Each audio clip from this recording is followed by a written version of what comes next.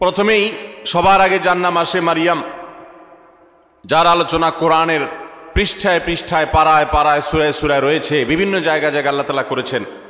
সেই মারিয়াম তিনি হলেন গোটা পৃথিবীর কিয়ামত পর্যন্ত আগত আমাদের সকল মা বোনদের জন্য সবচেয়ে উজ্জ্বল উদাহরণ, সবচেয়ে উজ্জ্বল দৃষ্টান্তগুলোর একটি।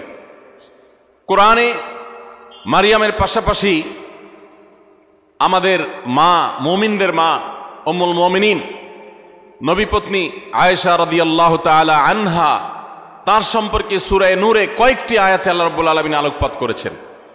আমরা অনেকে জেনে থাকব আয়েশা রাদিয়াল্লাহু তাআলা আনহার চরিত্রে কালিমা লেপনের অপচেষ্টা এবং ঘৃণ্য কর্ম করেছিল মুনাফিকরা। আল্লাহ রাব্বুল আলামিন তার পুততা, পবিত্রতা, তার সতীত্ব এবং তার ব্যাপারে যে মিথ্যা অপবাদ দেওয়া হয়েছে, সেই মিথ্যা অপবাদ এবং ষড়যন্ত্র সম্পর্কে কোরআনে কারিমে অনেকগুলো আয়াত নাজিল করেছেন।